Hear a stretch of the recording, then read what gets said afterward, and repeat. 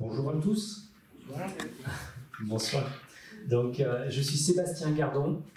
Je travaille pour l'association Rail et Histoire et plus spécifiquement pour l'antenne Sud-Est, l'antenne de Lyon, qui organise ces conférences avec les archives municipales de Lyon. Donc, on remercie chaleureusement. On est vraiment très, très content de l'accueil de cette salle. Donc, habituellement, on a un petit peu plus de monde pour ces conférences.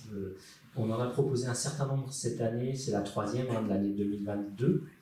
On va en reprogrammer plutôt dans le second semestre, donc plutôt octobre, novembre, décembre.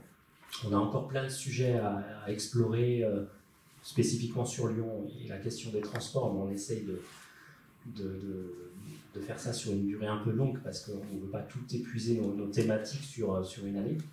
Et normalement, l'année prochaine ou début d'année 2023, on va explorer la thématique du nœud ferroviaire lyonnais, qui est vraiment le gros dossier qu'on veut travailler, mais il y a encore beaucoup de travail, il y aura une publication. Et puis la question des RER métropolitains. On aimerait bien aussi explorer ça. Il y a beaucoup de travail. Il y a 2 pages dans le progrès. Avec, Oui, on en parle beaucoup actuellement et on va en parler, mais le sujet est très politique, très sensible, et on va essayer de le faire mûrir. Mais ce serait une bonne idée. Et ça serait une bonne idée. Alors aujourd'hui, on a le plaisir d'accueillir Étienne Faugier, qui est maître de conférence donc, à l'Université Lyon 2, qui a réalisé une thèse sur la question des transports, donc avec une comparaison entre la France et le Canada, plutôt sur les questions d'automobile. Et là, donc, il va nous parler de gares, de projets d'aménagement à partir d'un projet de recherche qu'il a mené il y a quelques temps. Et on ne va pas complètement être dans le cadre de Lyon, mais on est vraiment dans une perspective vraiment d'aménagement urbain. Et à Lyon, comme vous le savez, il y a des gros projets de réaménagement des gares, notamment autour de la gare de la Part-Dieu, on va pouvoir en parler. Donc il y a même une image ici de la gare de la Part-Dieu. Et c'est des sujets assez sensibles, même au niveau de la gare de Perrache, il y a plein de projets. Donc, on remercie vraiment Étienne qui fait partie donc de l'association Rail et Histoire, qui est membre du conseil scientifique de l'association Rail et Histoire Antenne Lyonnaise, qui est président de l'association Passé, Présent en Mobilité. Et donc, il va nous faire cette conférence. Merci à lui et une bonne conférence. Merci Sébastien, et puis merci à vous d'être présent. Je vais essayer de raccourcir un peu la présentation pour finir à 20h et pas vous laisser partir à 20h40 de préférence. Donc merci Sébastien, merci aux archives et puis merci à vous d'être présents ce soir. Je vais essayer d'évoquer brièvement un peu tout ce que je voulais dire sur le sujet. Donc dans l'objectif, c'était effectivement, comme a dit Sébastien gentiment, d'évoquer les gares et les quartiers de gare et peut-être voilà, pas uniquement parler de Lyon, et c'est peut-être ça qui explique un public de privilégiés, l'élite, et moins peut-être les autres publics qui s'intéressent moins à des gares autres que les gares lyonnaises ou de la région. Donc, pour présenter rapidement de différents éléments avant d'attaquer la présentation, comme Sébastien l'a mentionné, je suis président d'une association qui s'appelle Passé, Présent, Mobilité, qui est une association qui rassemble des chercheurs, jeunes chercheurs et chercheurs confirmés, et qui tient un séminaire quasiment tous les mois, un jeudi par mois, sur des thématiques justement de transport et de mobilité, avec des intervenants de différentes disciplines, mais ça peut être aussi des associations, ça peut être des professionnels, des experts dans les transports et la mobilité. Et donc là, je vous ai mis la dernière intervention qui a eu lieu il y a quelques semaines, qui était dédiée donc à l'histoire environnementale des nuisances des transports, et on avait fait intervenir notamment un collègue pour parler des pollutions issues des transports ferroviaires, et notamment dans les gares, pas seulement le transport ferroviaire roulant, mais aussi les pollutions que l'on peut trouver dans les gares. Et il était intervenu dans différentes conférences de Rail et Histoire, Arthur Émile. Et puis il y avait effectivement un autre collègue qui a parlé plutôt des nuisances et des pollutions automobiles, mais là c'est quelque chose de plus connu, plus facile à toucher, quoi qu'il en soit. Donc ça c'est des choses que l'on travaille, et puis je les ai mis et apporté pour visuel. On a publié plusieurs travaux sur de l'histoire des transports, l'histoire de la mobilité avec un point d'interrogation. Donc ce sont des travaux plutôt à destination des universitaires, parce que c'est publié aux presses universitaires de Rennes. Donc ça existe, ça date de 2008, dans mon souvenir, je vais quand même vérifier, mais 2009, où Sébastien Gardon a participé et d'autres. Tu veux que je les fasse chercher finalement? Est-ce que vous voulez qu'on les fasse circuler ou pas? Oui, comme vous souhaitez. Ouais. Un autre, le deuxième tome qui était donc les transports de la démocratie, donc avec une approche historique, une approche sociologique, voilà, qui évoquait les choses, les rapports entre mobilité, transport et démocratie, donc évidemment. Donc et je crois que Sébastien a encore un article dedans, moi aussi d'ailleurs. Et le dernier, qui est lui sorti un peu plus récemment, entre guillemets, qui date de 2021, avec une couverture qui évoque bien évidemment les gilets jaunes, et qui évoquait donc les métropoles mobiles avec les défis institutionnels et politiques de mobilité dans les métropoles en particulier. Donc ça, voilà. Et on est dedans encore. Et on est encore dedans aussi, effectivement, parce que je suis très prolifique de temps en temps. Voilà pour déjà cette publicité-là qui existe, et évidemment, vous ne pouvez plus les ignorer, dont certains sont quand même en ligne pour les tout premiers, donc vous pouvez les consulter gratuitement en particulier. Donc ça, c'était l'aspect transport-mobilité. Je vais quand même aussi dire que je suis aussi coordinateur d'un axe au sein de la chaire transition alimentaire.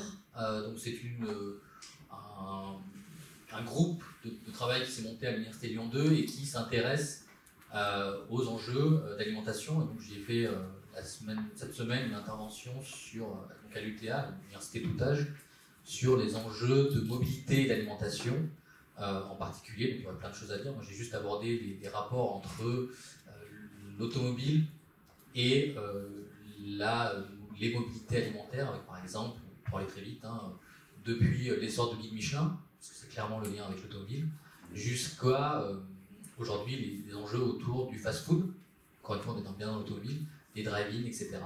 Mais il y aurait plein de choses à dire sur, ne serait-ce que pour faire le lien avec les travaux d'un collègue qui devrait peut-être à mon avis venir ici pour évoquer des choses en lien avec le ferroviaire, qui est Jean-Pierre Billiot, qui vient d'écrire un livre sur les mobilités alimentaires dans le domaine ferroviaire.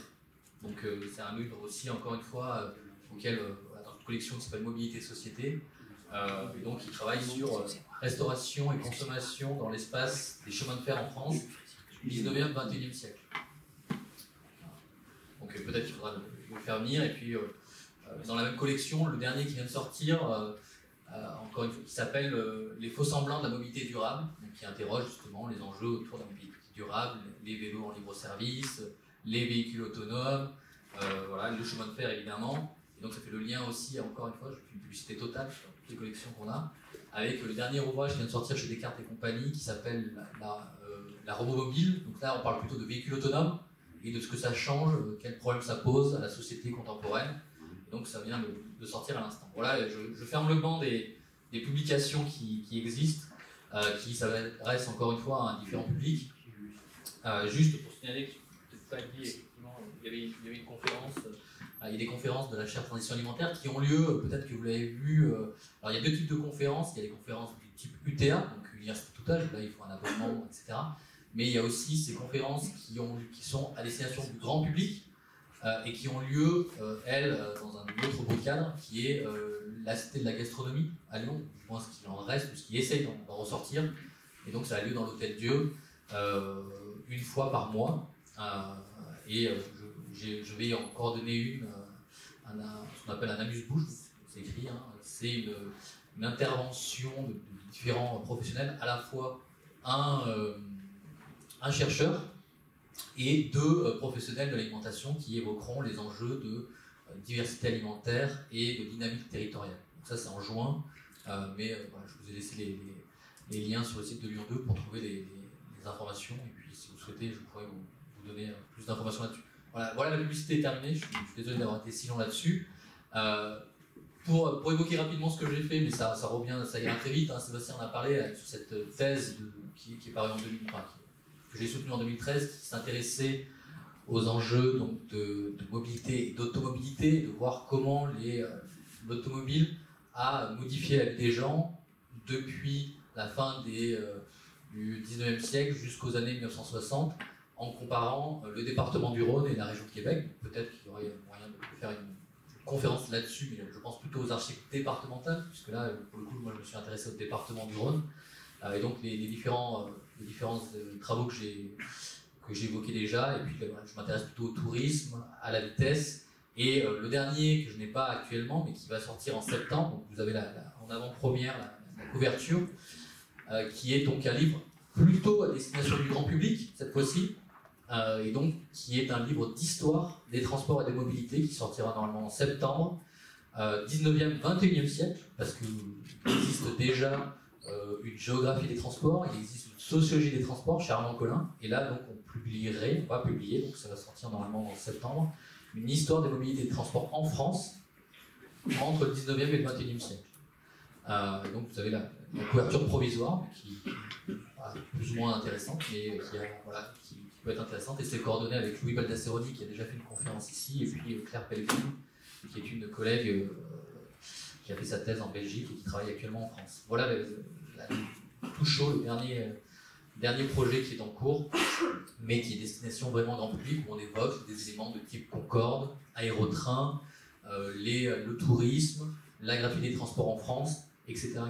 Voilà, c'est quelque chose d'assez large, et évidemment on y parle ferroviaire bien sûr, mais aussi automobile, transport à pied, vélo, etc. Véhicules autonomes bien sûr, etc. Même si le 21e siècle, c'est pour un travail d'historien, on approche le 21e siècle. Donc maintenant que j'ai parlé une dizaine de minutes, je vais essayer d'évoquer le sujet qui nous concerne. Donc je vous fais une présentation assez rapide, je pense, et je vais d'évoquer donc d'abord un premier temps de contextualisation pour vous donner un peu à voir ce dont il va être question, c'est-à-dire à la fois les enjeux contemporains liés aux mobilités dans le domaine ferroviaire, et ensuite de voir un peu comment les gares sont intégrées dans ces processus de valorisation et de développement territoriaux, urbains, en particulier donc avec une étude de cas, et Sébastien en parlait, donc c'est l'étude de cas que j'ai effectuée sur Fontainebleau, sur la gare de Fontainebleau-Avon, donc en région parisienne, et à partir de ce cas-là, essayer de proposer une analyse de ce que la politique de la SNCF, je devrais plutôt dire pour être précis des SNCF au pluriel, sur la valorisation des gares et des quartiers de gare, et plus largement donc du territoire de la ville autour de la gare en particulier. Donc dans cet élément-là, il y a plusieurs ouvrages qui évoquent bien sûr les enjeux contemporains que vous connaissez tous et toutes, avec, si vous avez suivi l'actualité actuellement, ce qui vient de tomber, c'est le dernier rapport du GIEC qui évoque les enjeux climatiques, et donc différents travaux grand public et scientifiques évidemment ont évoqué ces enjeux-là de pénurie d'énergie, de questions de bilan carbone, et évidemment vous avez vu les travaux, si on remonte dans le temps, les travaux du Club de Rome dans les années 70, et en particulier le rapport Brundtland sur notre avenir à tous, sur finalement la question de cette croissance sans fin, ou du moins qu'on pensait sans fin, qu'on pense de plus en plus en ayant une fin, des déplacements notamment. Et donc une citation que j'ai retrouvée dans les archives et que j'aime beaucoup, c'est cette citation-là qui dit « Nous allons plus vite, plus loin, à moindre frais et plus aisément que nos pères ». Elle date de 1919, donc on était sur cette pratique-là, et que je mets en comparaison avec cette phrase, cette citation qui finalement dit l'inverse, en 2009, de Jean-Marc Jancovici, qui dit « Nous irons demain moins vite, moins souvent, moins loin et pour plus cher ». Et donc on voit bien qu'en un siècle, on a peut-être changé complètement de braquet, et là-dessus on va évoquer justement les quartiers de gare et comment justement ces quartiers de gare entrent dans cette thématique, dans ces enjeux de déplacement au final. Et donc il y a plusieurs enjeux, bien sûr, des enjeux très, très importants d'énergie. On voit bien que, sans être polémique, les questions actuellement de conflits en Europe entre la Russie et l'Ukraine pose des questions de prix de l'essence particulièrement, on en est tous conscients. Et de fait, donc, les travaux d'un sociologue comme John Urry, qui est un sociologue britannique, évoquaient la question du pétrole comme fondamental dans nos sociétés. On parle de carbon society, donc de société du pétrole, de société du carbone, et donc qu'est-ce qu'on fait si il y a moins de pétrole? Oui, il y a une pénurie. Comment ça se passe? Et donc, comment est-ce qu'on change, et comment on change nos vies ou nos sociétés plus largement? Et là-dessus, une première chose à évoquer, je vais un peu vite, peut-être avec vous, c'est cette idée-là que, et là les historiens nous le rappellent, c'est qu'en fait il n'y a pas de transition énergétique. Et ça c'est quelque chose que parfois, notamment en période de campagne électorale, on parle de transition énergétique, mais qu'en fait, si vous le voyez depuis 1800 jusqu'aux années 2000, il n'y a pas de remplacement d'une énergie par une autre, mais il y a bien une accumulation des énergies. Et donc, on n'a jamais autant utilisé de charbon, on n'a jamais autant utilisé de pétrole, et l'un ne remplace pas l'autre. Et donc, de fait, déjà, ces éléments-là amènent finalement ce qu'on appelle, bien sûr, ce que vous connaissez, le mix énergétique.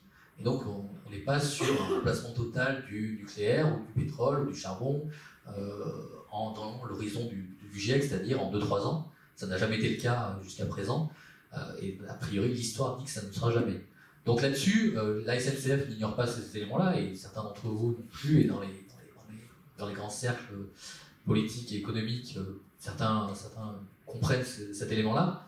Et de fait, on a donc cette ambition d'aller vers une société post-carbone, donc après carbone, pas nécessairement sans carbone, mais après le carbone, et donc d'essayer d'aller sur des enjeux, de repenser les villes dans une société post-carbone, et de voir finalement que il faut effectivement retravailler notre dépendance au pétrole, et voir si on peut y insérer un peu plus de mix énergétique avec des énergies renouvelables, avec du nucléaire, avec d'autres éléments, mais aussi simplement aussi nous-mêmes penser nos déplacements avec une sobriété. On parle beaucoup de sobriété énergétique, mais de sobriété de déplacement, ça c'est aussi quelque chose qu'il faut tenir en compte. Donc pour la SNCF, alors j'ai dit la SNCF, mais effectivement depuis quelques années, depuis 2 ans, 3 ans maintenant, on parle des SNCF avec différentes instances. Et donc vous avez SNCF Gare et Connexion, SNCF Réseau, SNCF Immobilier, l'AREP, donc, qui est une agence d'architecture, dont on va reparler, et puis SNCF Retail et Connexion, donc, qui ont chacun leur propre entité et leur propre activité. Et de fait, elles participent elles se retrouvent dans les gares, notamment, avec différentes ambitions. Donc, la gestion du réseau, bien sûr, pour SNCF Réseau, mais la gestion du patrimoine immobilier de la SNCF, en particulier. Pour rappel, si je suis un peu plus mes notes, le groupe TSNCF dispose de plus de 12 millions de mètres carrés de bâtis sur le territoire, et 30 000 hectares de terrain. C'est, semble-t-il, d'après la revue, le journal Les Échos de 2021, le 2e propriétaire foncier de France après l'État. Et donc, qu'est-ce qu'on fait de ce foncier-là? Comment on va le valoriser? Comment la SNCF ou les SNCF vont le valoriser? C'est un peu ce dont je vais essayer d'expliquer très rapidement. Et donc, vous avez plusieurs travaux, les travaux d'AREP qui évoquent l'invention des gares contemporaines, de la gare à la ville, avec des ambitions de mieux lier la gare et la ville, et évidemment donc c'est une nouvelle thématique qu'on évoque, c'est-à-dire la gare comme city booster, donc, avec l'anglophonie que l'on connaît, c'est-à-dire la gare comme levier de développement territorial, économique, culturel, social, tout ce que vous voulez, en particulier. Et donc pour aller vite, effectivement, on sait que les gares ont un patrimoine remarquable, un patrimoine architectural, et à la gare de Perrache, on le voit bien, mais dans les gares parisiennes, c'est encore plus flagrant sur les enjeux qu'elles ont, les difficultés qu'elles peuvent avoir à être réaménagées, transformées, que ce soit par exemple, ne serait-ce qu'actuellement la gare du Nord, qui est un gros projet. Mais la question, moi, qui m'occupe un peu plus, c'est de centrer un peu le regard et d'aller voir un peu ce qui se fait ailleurs, et pas seulement dans les grandes gares de type La Part-Dieu, Perrache, les gares parisiennes, et d'aller voir un peu plus les autres gares. Je vais expliquer pourquoi ça devient un peu plus intéressant et je pense un peu plus pertinent. Alors, pour avant d'arriver à là, je vais quand même un peu évoquer quand même ces grandes gares. Les gares qui sont depuis plusieurs décennies, des gares qui sont pensées comme des centres commerciaux. Et pour être passé à l'instant dans la gare de Perrache, on voit bien que c'est le cas, mais à la Part-Dieu, c'est bien évidemment le cas. Donc on parle de malls, donc de centres commerciaux. Et finalement, la gare n'est plus un lieu uniquement de flux, c'est aussi un lieu d'arrêt, un lieu de vie. En particulier, et ça, les gares des métropoles l'ont bien compris, du moins les SNCF l'ont bien compris, et les acteurs économiques l'ont bien compris. Ne serait-ce que, vous avez par exemple, bon, je vous ai pris la gare les malls, et donc j'ai pensé effectivement le lien avec les aéroports, puisque les aéroports sont dans la même thématique. Vous êtes obligé de passer par ces duty-free, par ces centres commerciaux, pour aller ensuite prendre votre avion ou à la salle d'attente, etc. Donc là, c'est l'aéroport de Montpellier, mais en fait, on se retrouve un peu avec la même organisation, avec la gare de Lyon, avec les boutiques, bien sûr, mais la gare de la Part-Dieu qui a aussi ses boutiques Fnac à l'instant, qui viennent d'être ouvertes récemment, ça fait quelques jours. On est sur le même modèle, bien sûr, que les aéroports, en particulier, ou les centres commerciaux, bien sûr. Et donc là-dessus, c'est la question de comment on aménage ces gares et comment on va les travailler. Alors bien sûr, les grandes gares, les gares des métropoles ont beaucoup d'institutions économiques qui y vont, que ce soit les enseignes relais ou bien les Fnac, alors que clairement, moi je suis toujours surpris de voir à la gare de Lyon-Part-Dieu une Fnac alors qu'elle est à 20 mètres dans le centre commercial. Mais visiblement, la Fnac y trouve un intérêt économique à se positionner sur la gare, donc il y a bien des enjeux là-dessus économiques en particulier. Mais on retrouve ce genre de choses-là dans les malls de Edmonton ou bien aéroport Charles de Gaulle, particulièrement, c'est la même chose, c'est la même organisation avec différents commerces, et on traverse ces commerces comme on traverse la gare de la Part-Dieu, où on est potentiellement arrêté par un relais, un restaurant de sandwich, un coffee shop, etc. Et donc bien sûr, pour essayer d'attirer, j'ai pas réussi, mais à attirer le public lyonnais, donc je vais évoquer un peu la gare de la Part-Dieu et des souvenirs, notamment sur à quoi elle ressemblait, mais surtout évoquer en fait finalement ce quartier de gare qui est beaucoup plus large que la gare. Et on a bien vu avec notamment, alors je peux pas tout dire, mais la tour Oxygène qui s'est installée avec finalement des bureaux pour la SNCF en particulier, mais aussi des centres commerciaux à la base. Donc on a étendu le centre commercial de Lyon-Part-Dieu. Mais vous voyez, sur le plan, le quartier de gare est beaucoup plus vaste que simplement la gare. Et les aménagements qui sont faits actuellement, en particulier, témoignent de ces enjeux. Alors là, on est bien sur une modification des approches, des abords de la gare. Donc c'est ce que vous connaissez normalement actuellement, que vous allez connaître bientôt, avec finalement une gare qui, pour moi, me pose problème, qui est très très minérale. Mais moi, ça pose problème dans une ville dans des villes où on est sur des îlots de chaleur, etc. Mais où l'on a aussi donc ce qu'on va appeler, ce que la SNCF appelle un pôle multimodal, un pôle d'échange multimodal avec donc différents transports qui s'y trouvent, donc les mobilités. C'est le cas aussi d'autres gares, bien sûr, mais on a prévu évidemment de mettre des vélos, des stationnements pour les vélos, l'accès donc aux différents métros, bien sûr, les questions des bus et de la gare routière, les questions donc des taxis, les questions des autobus qui vont pouvoir stationner, puisqu'il me semble que ce cours-là ne sera seulement utilisé que par les taxis et les autobus, et plus par les voitures en particulier. Et donc on essaye d'ouvrir la gare. Et une des ambitions, pour avoir suivi aux Journées du patrimoine il y a quelques mois, la visite qui était faite de la gare de la Part-Dieu telle qu'elle serait, il y aurait pour ambition, mais à mon avis ça ne sera pas fait, d'essayer d'ouvrir la gare et d'ouvrir l'environnement de la gare pour qu'à partir, quand vous sortez de la gare de Lyon-Part-Dieu, du côté centre commercial bien sûr, vous devriez voir Fourvière. Ce serait l'ambition d'arriver à avoir cette vue sur Lyon pour pouvoir exprimer qu'en sortant de la gare, on est à Lyon et on a évidemment Fourvière en particulier. Donc ça reste un peu compliqué à faire, mais quoi qu'il en soit, là l'ambition ça a été bien d'ouvrir la gare avec la suppression ici de l'immeuble qu'il y avait avant. Ouais, qui était place Béraudier, qui voilà. bouchait entièrement. Tout à fait, qui est bouché à vue. Et donc là, effectivement, c'est ouvrir la gare, en particulier donc sur Lyon tout de suite, puisque les gares sont des portes d'entrée du territoire. Et donc vous avez différents projets d'aménagement. Avec, voilà, je vous ai mis les plans, mais il n'y a rien de secret puisqu'ils sont accessibles, avec donc l'échange multimodal, avec la vélostation de 1500 places, les taxis, l'accès au métro, les commerces dont on va en parler, et 3 niveaux de parking pour les 1000 places de stationnement. Donc on est bien dans une plateforme multimodale, et on ne parle plus vraiment de transport, on parle bien de mobilité, donc c'est un peu les travaux que j'ai fait circuler.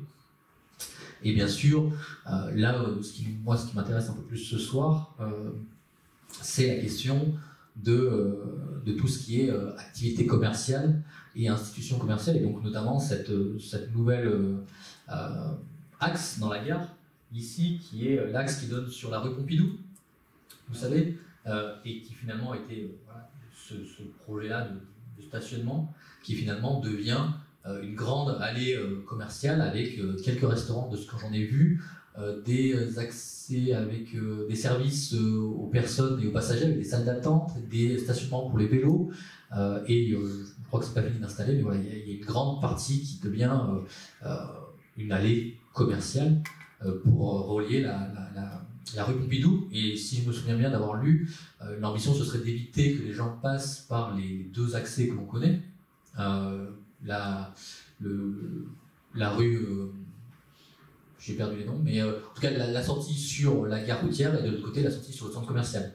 Là, ça fait une 3e ouverture pour passer par la rue Pompidou, en particulier, et d'avoir à peu près, je crois, peut-être 20 000 personnes qui devraient passer par là, pour essayer de diversifier les flux d'entrée et de sortie de cette gare qui est assez, pour moi, qui est problématique dans la mesure où finalement les gens qui veulent, certaines personnes sont obligées de passer par la gare pour pouvoir traverser et aller de l'autre côté, ce qui est à mon sens un non-sens, dans la mesure où en période de pointe et de déplacement pendulaire, c'est assez compliqué, mais évidemment la SNCF peut-être s'y retrouve puisqu'on peut y acheter, y acheter des éléments et s'arrêter pour y dépenser peut-être son argent.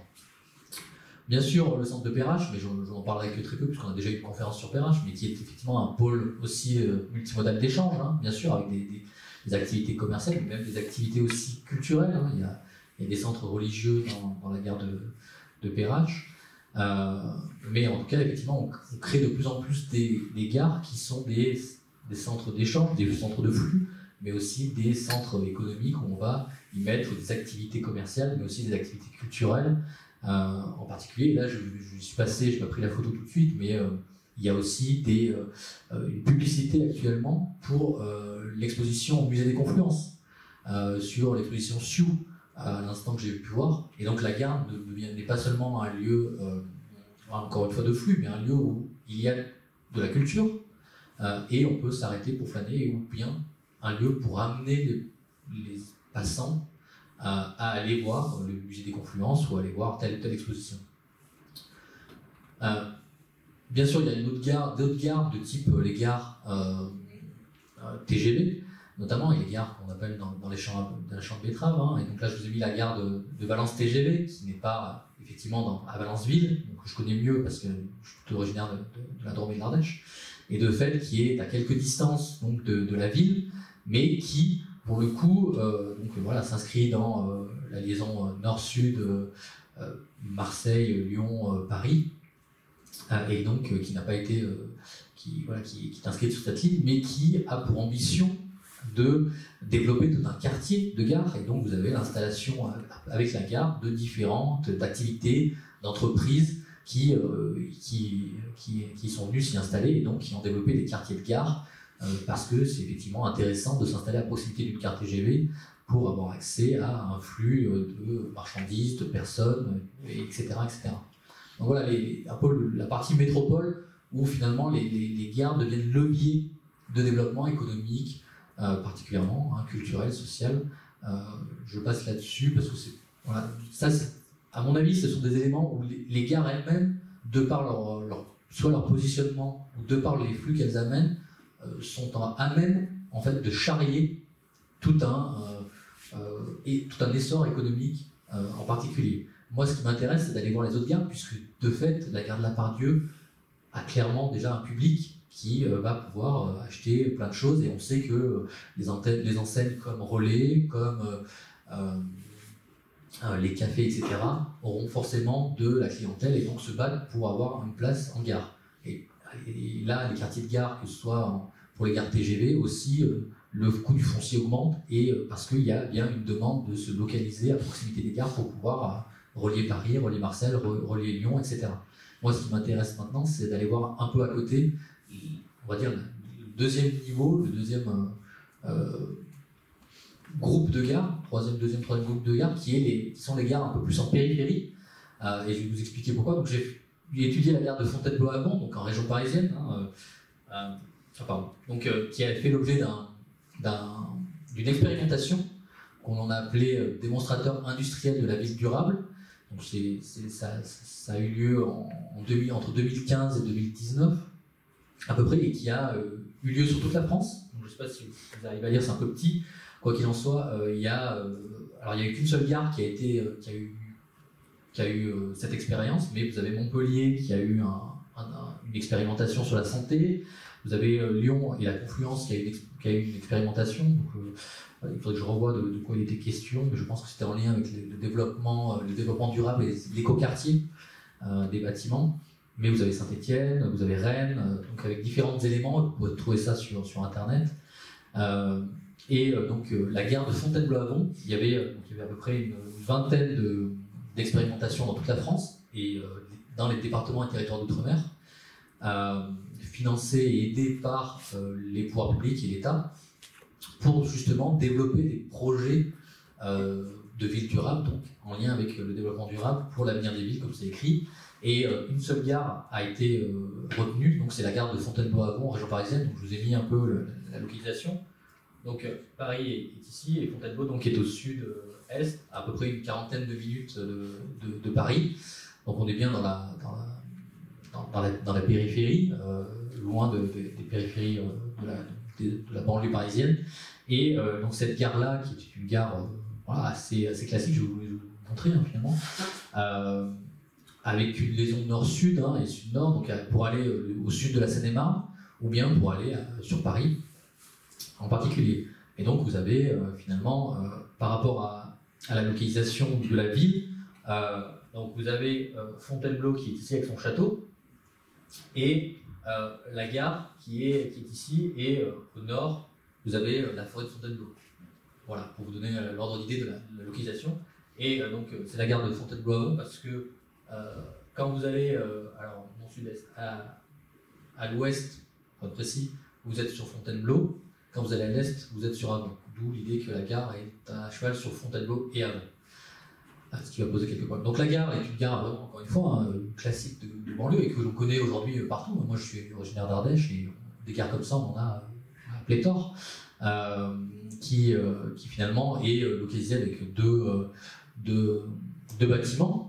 Un bâtiment voyageur, et puis de l'autre côté un bâtiment usager en particulier, relié avec un souterrain, tout simplement.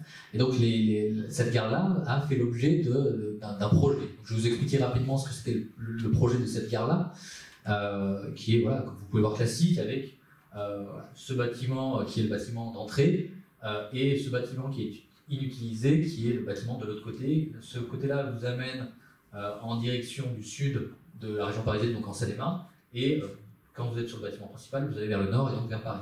Tout simplement, gare classique, rien de plus compliqué pour cette gare-là. Et je vous ai mis les deux autres images pour vous signaler qu'ici c'était une zone d'activité qui s'est construite, commerciale, et des bureaux et des résidentiels, et après l'accès très vite à la forêt de Fontainebleau.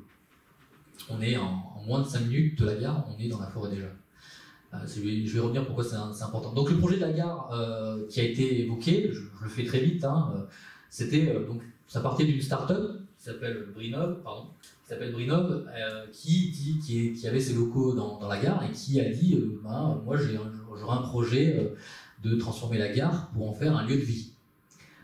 Et donc, parce qu'il y avait des mètres carrés qui étaient inutilisés, et ça c'est lié à la digitalisation. Le fait qu'aujourd'hui, chacun d'entre vous peut prendre, quand son ordinateur marche, peut prendre son billet par Internet, etc. Donc il n'y a plus besoin nécessairement de guichets. Il y a de moins en moins de guichets ouverts dans les gares de banlieue ou dans les gares rurales, que je connais un peu mieux. Et c'est soit des billetteries automatiques, soit vous prenez votre billet par Internet. Donc finalement, la présence d'un guichet a de moins en moins lieu d'être. Donc on ferme des guichets et on remplace ça par des automates ou bien par votre application Internet. Et donc de fait, ce qui a été évoqué, c'est de travailler donc, à la fois sur cette gare à un développement durable, puisque c'était le cahier des charges, donc travailler à rendre étanche la gare, mieux isoler la gare, avec différents matériaux, notamment le chanvre, puisque le chanvre est un matériel issu de la Seine-et-Marne.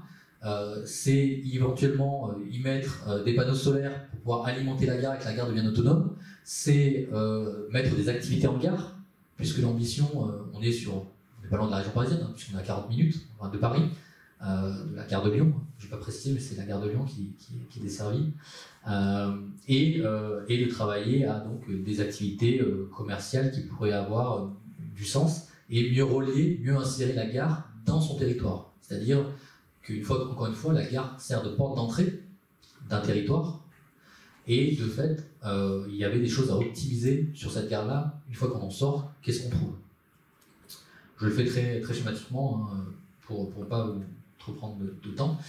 Donc c'est une gare classique. On a fermé par exemple la vente grande lit, voilà, un des éléments qui pose problème particulièrement. Il y a un relais bien sûr qui demeure parce que l'enseigne relais étant axée dans différents centres, elle arrive à rester dans des petits centres qui sont moins rentables et dans des grandes gares métropoles comme Paris ou Lyon ou même juste la gare de la Part-Dieu, etc. Bon, ils équilibrent leurs dépenses et leurs recettes. Et donc vous aviez aussi, si je ne me trompe pas, un buffet de la gare, mais qui est à l'extérieur de la gare, voilà, qui demeure et qui a été vendu par la SNCF et donc qui est loué à la ville, à la municipalité. La municipalité donc là loué à une commerçante qui maintient le buffet de la gare 24h/24, 7 jours sur 7 en particulier. Donc c'est la seule présence sur la gare, parce que la gare après est fermée le soir. Et donc ce bâtiment qui est un bâtiment inutilisé, fermé, et donc on va en reparler. Donc qu'est-ce qu'évoquaient les populations de Fontainebleau en particulier voilà, c'est une gare où ça manque de chauffage, ça manque de confort, ça manque de toilettes, et plein d'autres éléments, le verre, la propreté, la culture, la climatisation, la sécurité, bref, voilà, des enjeux qui évoquent des gares finalement simplement de périphérie, des gares rurales, des gares qu'on en connaît un peu partout. Et donc le projet a mobilisé différents acteurs, je ne reviendrai pas sur tous, mais ont essayé de travailler à ce projet-là. Donc le gouvernement, par l'intermédiaire du ministère du Développement et du ministère de la Transition énergétique et du Logement et de la Transition énergétique, les deux, et après la communauté d'agglomération, la SNCF a été après mobilisée puisqu'elle n'est pas à l'origine de ce projet, donc elle est venue sur le tard quand on lui a dit bah, tiens, il y a un projet qui est sur votre gare, qu'est-ce que vous faites? Est-ce que vous en êtes ou pas? Et au fait, si vous n'en êtes pas, ça pose problème. Donc on a un peu forcé la main à la SNCF, au SNCF pour être précis, pour venir, et ils sont venus. Des acteurs plus locaux de type le château de Fontainebleau, bien sûr, l'Office national des forêts, l'école des mines donc, de Paris, donc l'école d'ingénieurs, qui a une antenne à Fontainebleau, donc c'est pour ça qu'elle était mobilisée, et puis donc des acteurs de type scientifique, experts, donc efficacité, CEREMA, l'AREP, qui ont travaillé à cette étude. Donc voilà les projets. Donc ce qui s'est passé, c'est qu'on avait un projet avec des différentes échéances, 2016-2018, donc de rénover le bâtiment, particulièrement, d'y installer des activités de gare, je passe très vite hein, sur la chronologie, et d'essayer d'avoir ce public qui est un public pendulaire et de le faire parfois rester ou de le faire parfois acheter des éléments qu'il aimerait acheter. Donc la REP, le think tank ou le cabinet, on va dire, architectural de la SNCF a proposé donc, différents projets, hein, je ne reviens pas sur tout, mais d'essayer d'avoir une gare qui était moins consommatrice d'énergie carbone, donc de mettre comme j'évoquais, des panneaux solaires sur le toit, de mettre des activités de type ruche ou jardin dans les différents espaces à proximité de la gare pour pouvoir réutiliser ces produits et éventuellement les vendre sur le parvis de la gare. Donc plein de choses là-dedans. On verra si ça a marché ou pas. Voilà. Mais le titre était assez intéressant, je le suis, parce que je l'aime beaucoup. Le titre du projet, c'était Le relais des possibles. Donc voilà, sur la gare, je trouve que c'est un titre assez joli. Il y en a d'autres qui moins bien, mais celui-là était assez intéressant sur ce qu'il est possible de faire. On va voir finalement. Donc la ligne R, c'est la ligne de train, donc qui relie, je vous ai mis, on est à Fontainebleau, donc il y a un arrêt à Bois-le-Roi qui est une plus petite gare encore, Melun qui est une grande gare, mais qui n'est pas très sécurisée, qui connaît quelques problèmes de sécurité, et puis donc la gare de Paris-Gare de Lyon, et dans l'autre sens, évidemment, vous pouvez aller jusqu'à Montargis, donc le sud de la Seine-et-Marne. Voilà et donc vous voyez le nombre de trains, de voyageurs en particulier, et ce qui posait question sur cette ligne R, donc de train, c'est ponctualité qui était en baisse, des trains qui n'arrivent pas à l'heure, qui partent pas à l'heure, et donc évidemment c'était plutôt ça l'enjeu particulièrement des acteurs locaux. Les acteurs locaux, ils n'avaient pas nécessairement envie ou les besoins d'avoir des activités en gare, d'avoir une gare plus écologique. Ce qu'ils voulaient d'abord, et c'est compréhensible, ce qu'ils voulaient, c'était des trains qui arrivent à l'heure et qui partent à l'heure. Voilà, donc ce qui a été fait, effectivement, c'est déjà d'une part de retravailler d'améliorer le matériel roulant, avec bien sûr des trains qui puissent monter de pied plein. Et donc pour les personnes en situation de handicap, pour avoir des trains avec du numérique, vous savez, ces trains qui affichent les différents arrêts dans le train. Donc c'est un premier investissement et donc une modernisation, une des réponses apportées, puisqu'on peut y mettre son vélo, etc. Et puis d'avoir ces trains avec 2-3 marches et très peu de place, en particulier. Donc qu'est-ce qui a été fait rapidement, toujours là, si je tiens un peu les temps, qu'est-ce qui a été fait? Donc d'une part, les études ont montré qu'en fait, on avait une gare ordinaire dans un territoire qui était extraordinaire. Et ça, c'est pas le cas de toutes les gares, en fait. De fait, on avait, donc, comme vous pouvez le voir, le château de Fontainebleau et bien sûr la forêt. Et un des éléments de cette étude du CEREMA, qui a son antenne à Lyon, dans mon souvenir, pas loin justement de la gare de Lyon-Part-Dieu, l'étude a montré que cette gare était bien une gare toute classique, mais qui méconnaissait un peu, qui ne mettait pas en valeur son territoire. Et donc là, il y avait des choses à travailler. Deuxième élément qui a été évoqué, donc, comme je vous l'ai dit, c'était de mettre des activités en gare, d'essayer de transformer cette gare pour en faire un lieu de vie. Et je ne l'ai pas encore dit ce mot-là, cette expression de lieu de vie, puisque on y a mis une conciergerie, et donc vous pouviez y avoir des choses un peu que potentiellement les gens étaient intéressés, c'est-à-dire le pressing, l'épicerie, la cordonnerie, le lavage auto et les paniers légumes, avec un planning, différents éléments. Ça a eu lieu. Il y a eu une conciergerie qui était dans un local de 15-20 mètres carrés, donc c'est pas très grand, on en parlera, mais il y a eu cette tentative d'y installer une activité en gare pour prendre ces passagers sur leur trajet et qu'ils puissent y déposer ou prendre des éléments dont ils avaient besoin. La gare était aussi connectée donc, avec le parvis de la gare et du côté plutôt avant, donc avec une gare routière, avec une forte présence de la motorisation. Donc vous aviez bien sûr les lignes de bus qui vous emmenaient en centre-ville de Fontainebleau et puis les taxis, puis le parking pour les voitures. Un des problèmes qui a été pointé, par exemple, et ça c'est des choses basiques mais qui posent question, c'est que cet arrêt-là, avec le bus numéro 1, était un bus qui indiquait bus numéro 1 Les Lilas, qui nous emmenait au centre de Fontainebleau. mais quand on n'est pas de Fontainebleau et qu'on n'a jamais vu ce bus, ou du moins n'a pas compris que le bus nous emmenait à Fontainebleau, c'est un peu compliqué. Donc, ne serait-ce que afficher sur le bus qu'il va en centre-ville et qu'ensuite après il va au Lilas, ça a déjà demandé un petit travail de la part de l'entreprise de transport qu'elle affiche en disant le bus va bien en centre-ville, donc vous pouvez monter dedans. Donc déjà, ça c'est déjà, voilà, on s'étonne de choses aussi simples, mais ce travail-là a mis en avant qu'il fallait effectivement changer l'intitulé du bus pour pouvoir indiquer à ces voyageurs où est-ce qu'ils allaient en particulier. Ce qui a été mis en valeur aussi, c'est bien sûr une présence de l'office de tourisme en gare de Lyon, puisque vous reconnaissez derrière, en arrière-fond, le train bleu.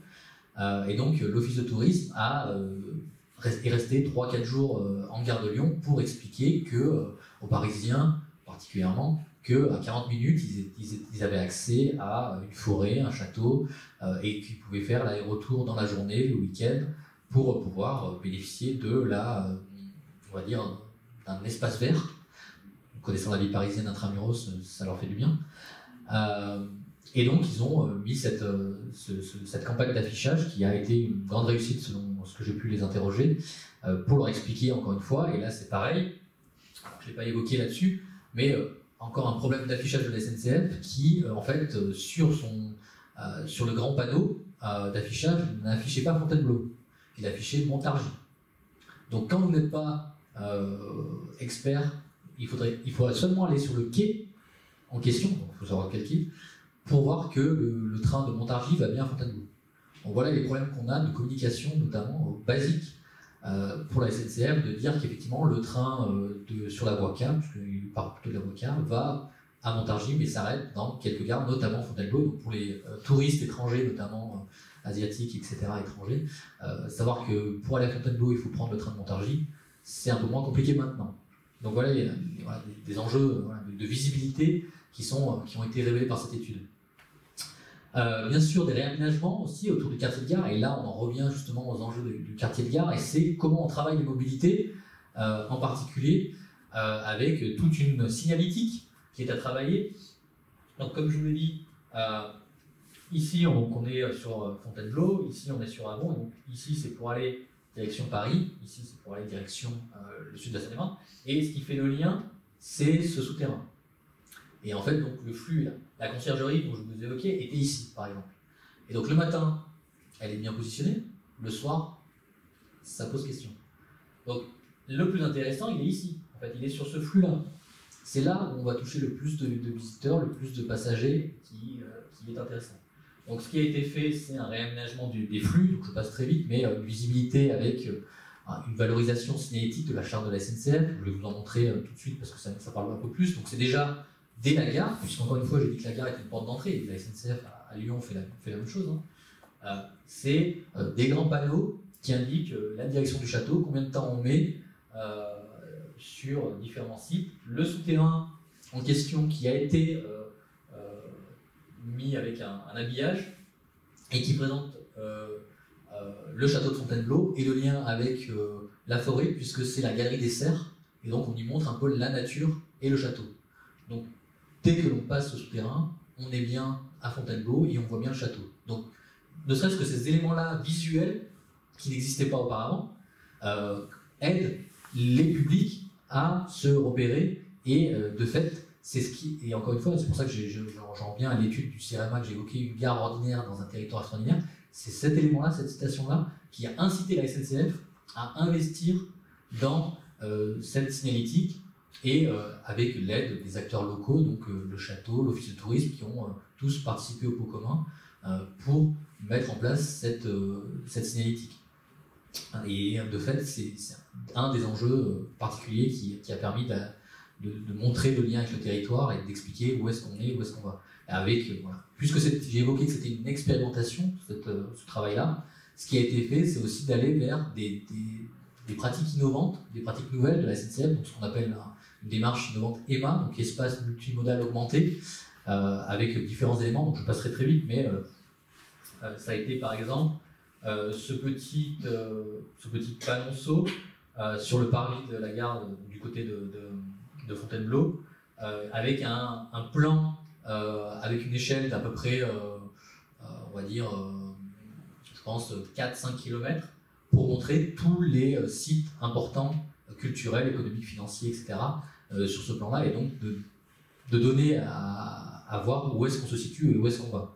Après, il y a eu plusieurs ambitions, essayer de mettre des marquages au sol, ça n'a pas marché. Voilà, il y a des ambitions de projectiles lumineux par la SNCF, mais ça n'a pas marché. Et puis, des choses un peu plus simples, donc mettre voilà, du marquage monumental sur l'abri vélo pour expliquer où est l'abri vélo. Vous voyez, les ambitions de réaménager le parvis pour bien expliquer où est-ce qu'on allait. Donc, je vous ai mis les affiches encore une fois. Quoi qu'il en soit, qu'est-ce qui reste finalement? Alors beaucoup de choses, donc enfin beaucoup de choses. J'ai évoqué l'idée qu'il devait y avoir des activités en gare. La conciergerie n'a tenu que 2-3 mois, dans mon souvenir. Je suis précis, il faut que je le regarde. Parce que, comme je vous l'ai dit, le matin, elle était sur le bon flux, le flux pour aller sur Paris. Le soir, elle n'était pas sur le flux. Et donc les gens, habituellement, n'avaient pas envie de faire un retour en arrière pour aller voir la conciergerie. Donc le matin, elle était très bien équipée. Le soir, le reste du temps. La question de l'aménagement de la gare et de l'isolation par différents éléments, matériaux, le chanvre que j'ai évoqué, finalement ça n'a pas eu lieu non plus. La question de mettre des panneaux solaires n'a pas eu lieu non plus. Donc finalement, la tentative d'expérimentation n'a pas donné beaucoup de résultats concrets pour cette gare. Comme je l'ai mis, donc voilà, il y avait marqué des éléments, donc un bâtiment éco-rénové, pardon, non. Des services économiques, sociaux et solidaires, non plus. De la télésanté, non. Les mobilités douces ont peut-être été un peu améliorées. L'espace de télétravail, non plus. Voilà, pas grand-chose finalement. Le circuit commerce, circuit court alimentaire, ça n'est pas resté longtemps, donc il n'y a pas eu de réussite, clairement, malheureusement. Donc il y avait une tentative donc, de mettre des vélos électriques qui a eu lieu. Donc on a mis, voilà, comme on connaît nous aujourd'hui à Lyon, des vélos en libre service avec des bornes qui a eu lieu. Aujourd'hui, actuellement, l'expérience a été une réussite et donc ils ont installé de manière pérenne des vélos en libre service qui nous amènent en centre-ville un peu plus aisément. Le buffet de la gare, on va en reparler, mais finalement a eu des difficultés. Et ce bâtiment qui était un bâtiment inutilisé, qui malheureusement devait pouvoir être par exemple une porte d'entrée avec par exemple l'office de tourisme qui aurait pu s'y installer, ou bien le château qui aurait pu mettre des choses, bref des acteurs du territoire qui auraient pu d'entrée se positionner là, puisque c'est de ce côté-là, on est sur les personnes qui arrivent de Paris. Donc ça aurait pu être pertinent d'avoir voilà, peut-être un magasin de vente de produits du terroir, par exemple. Bref, ça n'a pas pu avoir. Pourquoi?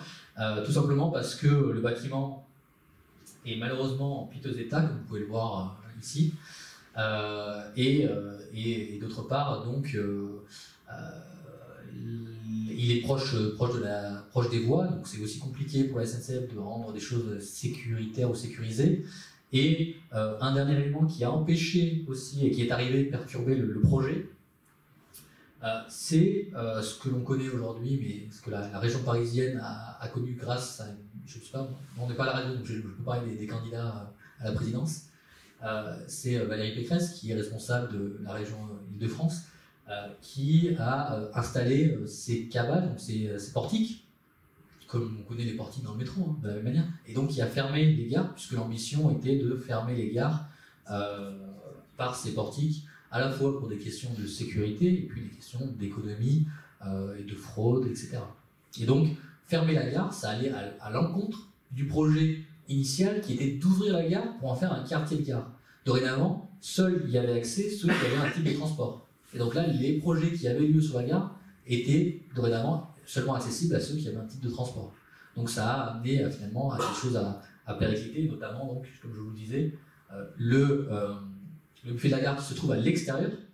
Donc là, il y a une barrière maintenant, donc avec ce câblage, un peu avec ce portique, a perdu beaucoup de son chiffre d'affaires, puisque avant, il vous suffisait en 1 minute de payer votre café et d'aller prendre votre train. Dorénavant, il fallait faire un marché quelque part, puis ensuite passer son titre de transport et aller dans le train. Donc ça a aussi une influence sur le flux de consommateurs dans ce buffet de la gare. Donc finalement, là, le cas de Fontainebleau n'a pas tellement réussi parce que, comme je l'ai dit, les acteurs locaux n'étaient pas forcément intéressés par ça, c'était pas l'ambition première. Ce qu'ils voulaient, bien sûr, comme tous les défenseurs de leur population, c'est avoir des trains qui arrivent et qui partent à l'heure, accessibles. Et d'autre part, les activités en gare n'intéressaient pas nécessairement la SNCF parce que la gare est une gare de banlieue, une gare rurale avec à peu près, j'ai pas dit chiffres, mais c'est à peu près 7000 montants par jour, donc c'est pas beaucoup. Mais c'est ce seuil-là qui explique que l'on va fermer la gare. En dessous de ça, on ne met pas de portique parce qu'il y a moins de flux. Donc ça, c'est toujours une question du flux, comme pour les grandes gares. Les grandes gares ont des grands flux, donc elles ont beaucoup d'activités commerciales, etc. Les petites gares n'ont pas de flux, peu de flux, donc on peut y investir puisqu'on a des difficultés à mettre des activités qui vont être rentables. Donc là-dessus, voilà, la SNCF nous dit finalement on a plein de mètres carrés qu'il faut valoriser. J'ai mis une longue citation, j'en ai pas lu beaucoup, mais voilà, c'est compliqué d'arriver à trouver des mètres carrés ou du moins à les valoriser. Mais pour le cas de Fontainebleau, on a peut-être loupé quelque chose parce que finalement il n'y a pas eu des accords entre les locaux, la SNCF, les SNCF et les difficultés. Voilà. Et donc voilà, je vous ai mis la fermeture qui est assez visible, hein, le buffet de la gare. Et cette fermeture, clairement, avec différents enjeux. Mais finalement, en conclusion de ce projet-là, un projet qui a été un peu, où la SNCF, avec les SNCF, ont été amenés un peu contre leur gré sur ce projet-là, qui n'était pas de leur fait, mais qui ont participé, qui ont essayé de monter quelque chose. Les acteurs locaux qui n'étaient pas nécessairement très volontaires parce que c'était pas dans leur mandat, c'était pas le moment. Et finalement, donc, un projet qui a raté un peu, en particulier. Là-dessus, ce qui est intéressant, c'est de voir finalement, notamment pour le cas du bâtiment laissé à l'abandon, c'est un bâtiment qui est fermé donc au public, qui est en piteux état et qui, pour le cas de la SNCF, pose question, elle ne sait pas trop comment faire, parce que le valoriser, maintenant qu'il est fermé, puisque on a fermé on a fermé la gare, n'est qu'accessible que depuis la gare. Alors qu'est-ce qu'on en fait? Est-ce qu'il faut y investir? Est-ce qu'on attend qu'il tombe en ruine et on l'enlève? Ça c'est probablement ce qui va coûter le moins cher. Voilà. Et là-dessus, la SNCF se pose des questions, on va le voir. Et moi, les acteurs de la SNCF que j'ai interrogés qui s'intéressent au patrimoine foncier sont en train de réfléchir à tout ce foncier qui est inutilisé et donc à retravailler sa valorisation. Dernière partie pour élargir le cas de Fontainebleau, j'en ai parlé, mais ce que je voudrais c'est évoquer un peu plus largement ce que fait la SNCF, les SNCF, c'est cette initiative qui a quelques années déjà, qui est Mille et une gares, qui s'appelle aujourd'hui Place de la Gare, où finalement la SNCF va recenser tous les espaces de foncier qu'elle a en gare pour essayer d'y trouver des repreneurs, des activités, des entrepreneurs qui veulent s'y imposer ou s'y installer en particulier. Donc là, ça ne s'adresse pas seulement à l'Île-de-France, mais à tout le territoire. Moi, j'ai fait l'exercice avec des étudiants de l'École nationale des travaux publics de l'État, qui est à Vaux-en-Velin, sur lequel ils ont travaillé à essayer quel serait leur projet, eux, sur la gare qu'ils souhaiteraient, qui a un foncier, qu'est-ce qu'ils souhaiteraient y mettre, et que ce soit rentable. Bon, c'est assez compliqué d'arriver à trouver des activités qui plaisent au territoire et au flux de voyageurs. Donc vous avez la France qui est découpée en différentes régions et donc Mille et une gares qui devient donc Place de la Gare depuis cette année je crois. Vous pouvez y aller voir en ligne, mais même moi j'y suis allé récemment là, pour la gare de la Part-Dieu actuellement il y a un espace vacant et la SNCF attend qu'un entrepreneur ou une start-up se positionne pour s'y installer. Et donc, quels sont les projets? Voilà, vous êtes commerçant, entrepreneur, vous êtes au sein d'une collectivité territoriale, d'une association, collectif d'intérêt public, vous avez une idée d'un projet, vous nous soumettez, et on essaye de voir si c'est intéressant ou pas, avec donc de l'aide à la fois des SNCF qui apportent leur expertise, éventuellement des aides des collectivités du territoire, en particulier. Donc qu'est-ce qu'il y a sur qu'est-ce qu'il y a comme activité? On va être un peu plus précis. Donc il y a des activités de type circuit court AMA, il y a des salles de sport, on va les voir. Il y a des espaces de coworking, donc ça c'est très à la mode. Hein. On va voir qu'il y a différents types d'espaces de coworking, potentiellement des hébergements, des crèches. Moi j'ai interrogé des gens sur l'installation de crèches dans les lieux de gare. Et donc ça c'est assez paradoxal puisque les trains font quand même pas mal de bruit. Donc pour des crèches avec des enfants en bas âge qui doivent faire les siestes, etc., ça demande une certaine adaptation. Des maisons de santé ou des ateliers de réparation, location, etc. Donc différents types d'activités que les SNCF ont isolées qui pourraient être potentiellement prendre pied au sein des gares en particulier.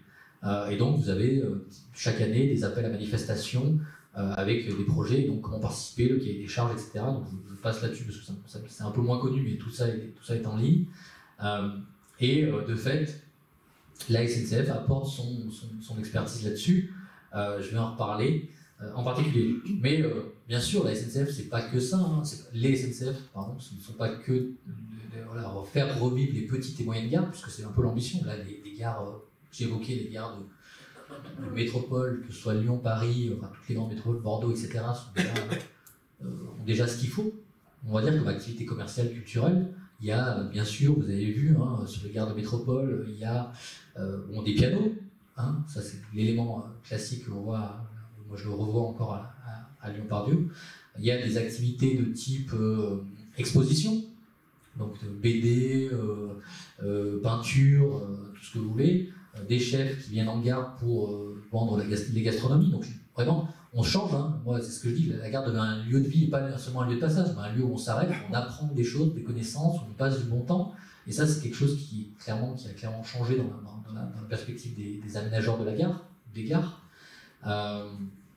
Sur les parvis, hein, là, on sort un peu de la gare, hein, mais on est bien sur les parvis de la gare de Lyon à Paris. Là, on est sur la gare du Havre, sur le festival de la BD d'Angoulême. Donc, je pense que vous êtes habitués des gares et vous avez vu ces éléments-là. Vous avez donc des espaces de coworking, hein, j'en ai parlé. Il y a différents types d'espaces de coworking. Vous avez l'espace de coworking que vous connaissez habituellement en gare, hein, qui est de ce type-là, celui-là, peu importe, où vous avez juste des sièges et une table et vous pouvez y connecter votre port USB ou votre ordinateur. Ça, c'est un espace de coworking classique.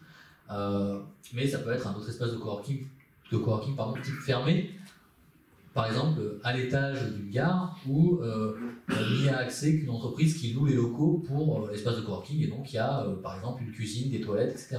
Et l'entreprise loue cet espace de coworking pendant un mois, une année, etc.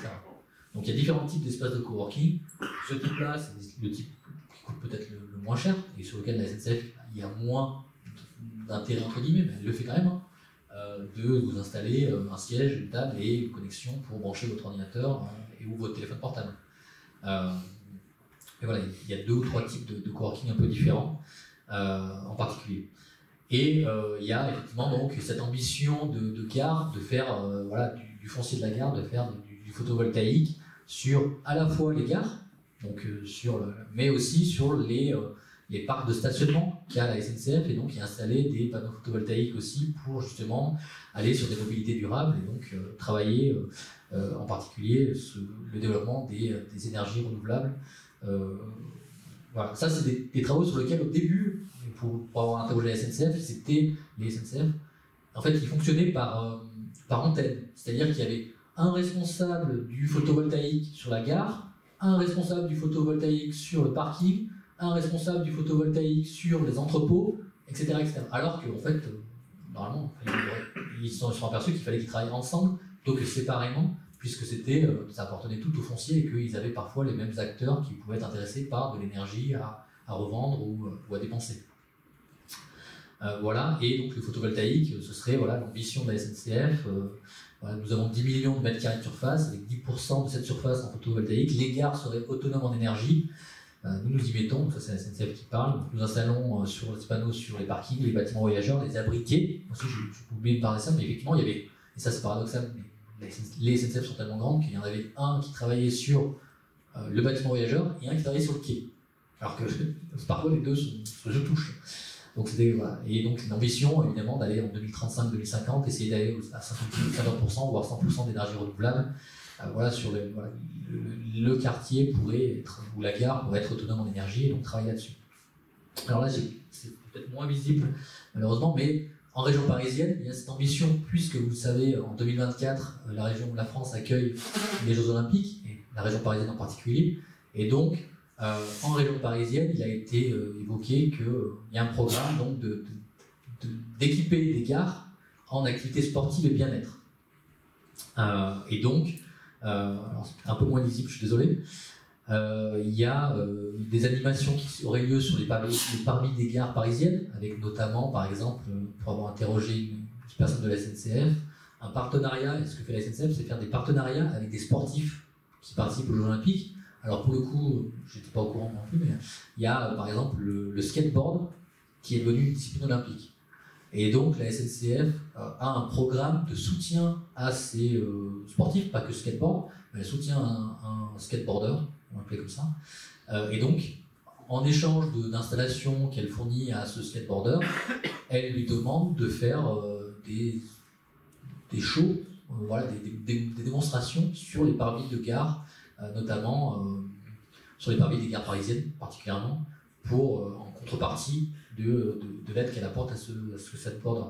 Donc vous voyez, il y a cette ambition-là, mais il y a aussi le fait de travailler avec du foncier en gare à y installer des terrains de basket pour du 3 contre 3, 3 joueurs contre 3 joueurs, d'utiliser les balles de tennis pour faire justement ces revêtements sportifs. Voilà, donc c'est une utilisation durable. On utilise les copeaux des balles de tennis pour en faire des terrains de tennis ou des terrains de basket, ce que vous voulez, en particulier. Donc là, il y a ces choses-là, et il y a bien sûr, c'est un peu illisible, je suis désolé, l'idée d'y installer des activités de sport et de bien-être. Donc ça peut être des salles de yoga, des salles de danse. Je sais qu'il y a dans une gare parisienne, de région parisienne, il y a le club d'aviron qui dépose son matériel d'aviron, par exemple, donc il loue le local pour y installer ses rames et ses avirons en particulier. Donc vous voyez, ces ambitions-là, c'est de développer du sport, parce que ce qui a été évoqué, enfin ce qui a été déployé par la SNCF, je suis un peu dans les temps donc ça, ce qui a été développé par la SNCF, c'est de dire qu'en fait, surtout en région parisienne, il y a un manque d'installations physiques et sportives, et du fait actuel de la société avec la question de l'alimentation, on le retrouve avec des questions d'obésité, etc.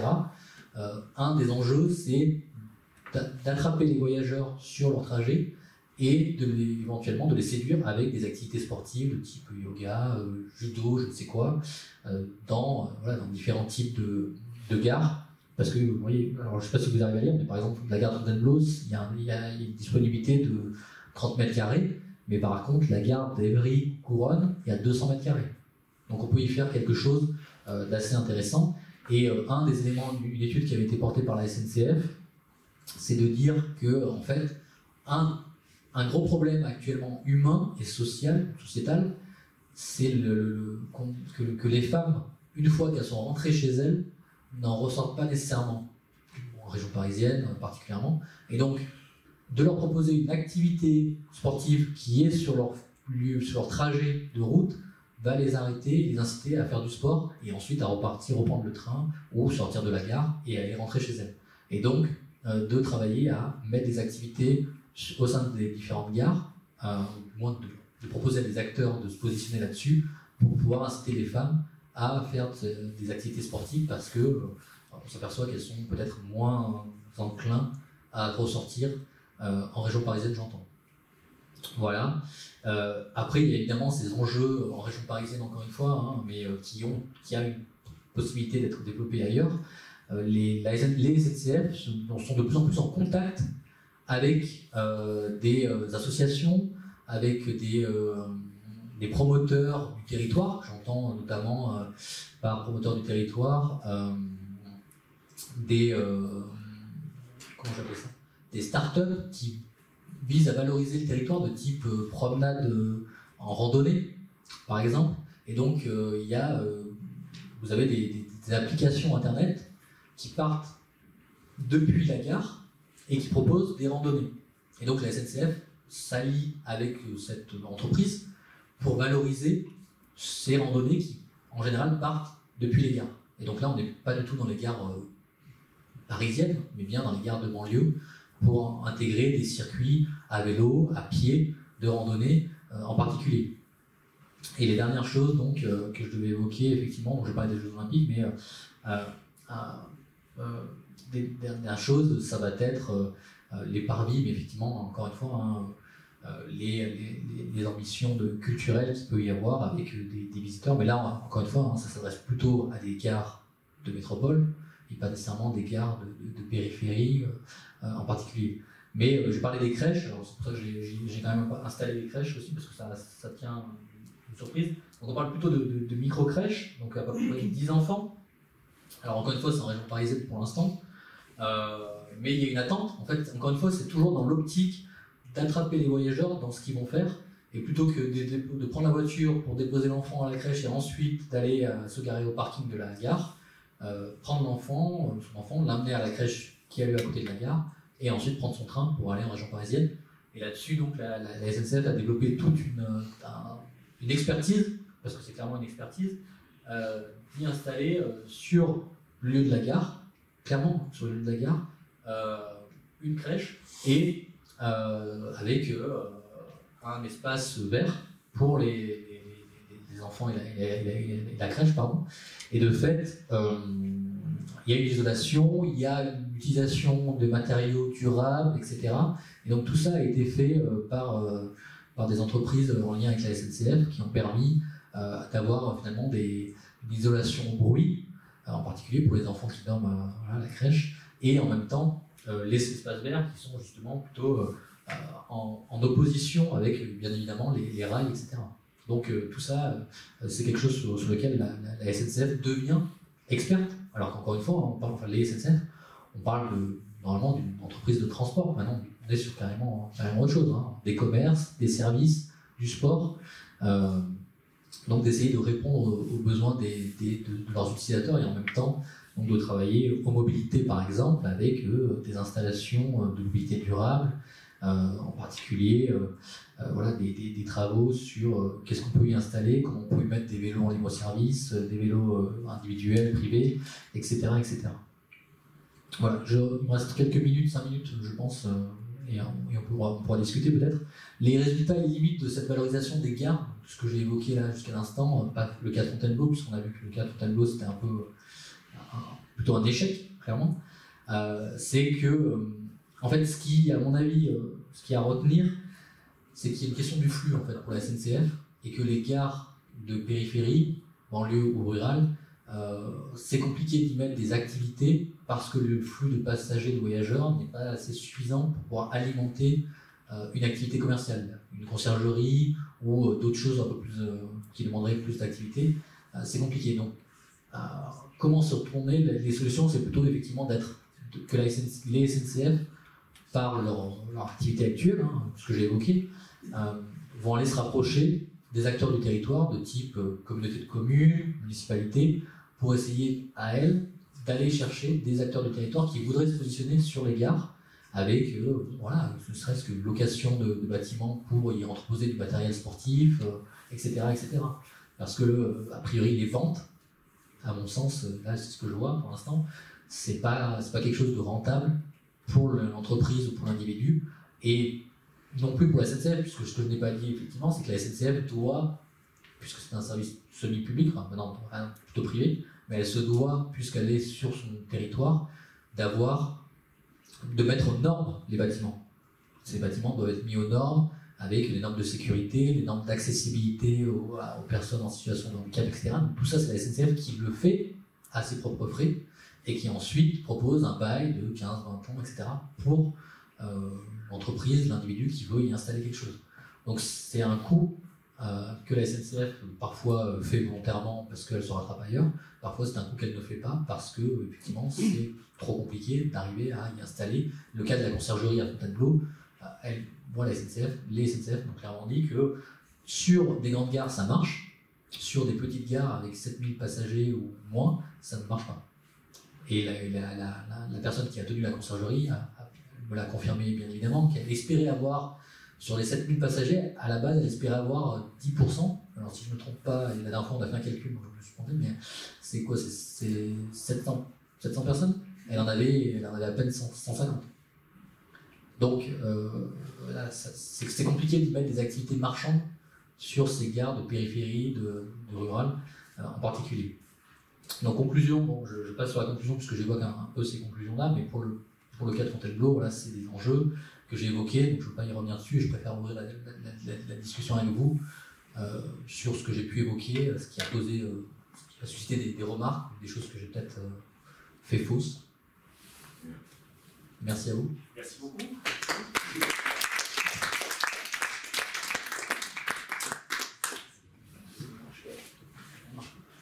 Merci. Merci beaucoup, Étienne. On va peut-être en faire circuler un. Merci beaucoup, Étienne, pour cette présentation, avec tous les efforts que tu as fait aussi pour raccrocher aux enjeux lyonnais, aux perspectives d'actualité concernant le territoire de la ville de Lyon.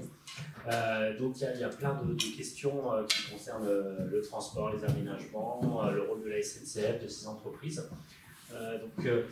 Est-ce que vous avez des réactions, des questions dans la salle? On fait circuler un micro.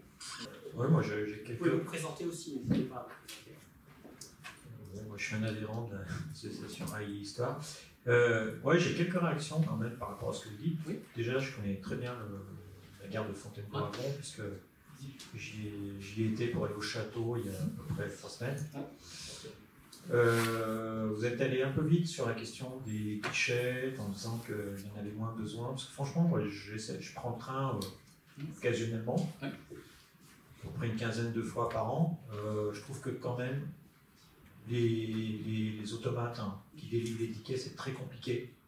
C'est incroyable quand on n'a pas l'habitude, c'est hyper galère. Enfin, franchement, moi j'étais là, je me suis demandé si j'allais pas louper mon train tellement c'est compliqué à utiliser. Donc c'est quand même voilà. Par internet, ça marche très très très mal. C'est pareil, j'ai tenté le coup et finalement j'ai été au guichet. Le guichet, la personne, c'est un professionnel. Il sait les réductions que vous avez, il sait si elles sont valables, si elles ne sont pas valables, il vous vend votre billet, il va vite. Et franchement, c'est hyper utile. Et je crois que la première chose qu'il faut dans une gare, déjà, c'est des guichets. C'est incontournable, avant de mettre tout ce qu'on veut. Voilà. D'autant plus que vous n'avez pas de la problématique à Fontainebleau, du bus. La problématique, en fait, c'est générale à tous les réseaux de transport. C'est-à-dire, quand vous êtes à Paris, vous êtes touriste, vous voulez aller au Louvre, vous ne prenez pas direction Louvre. Prenez direction La Défense, ligne 1, direction La Défense par exemple. Voilà, donc Fontainebleau c'est pareil, c'est le même système. Pareil, vous voulez aller à Fontainebleau, prenez direction Montargis. Ça, effectivement, s'il y a quelqu'un, s'il y a de l'humain, s'il y a des gens dans la gare, de l'humain, des gens qui sont capables de vous orienter, c'est franchement l'idéal aussi, de l'humain, voilà quoi. L'humain coûte cher. Non, oui. Les cabinets McKinsey coûtent cher aussi. Et c'est pas forcément utile pour faire jouer les cadres supérieurs aux légaux, c'est pas la peine. Non, alors je vais rebondir, mais je suis tout à fait d'accord avec vous. Et de fait, clairement, la suppression des guichets, que ce soit grande ligne ou petite ligne, peu importe, pose d'énormes difficultés.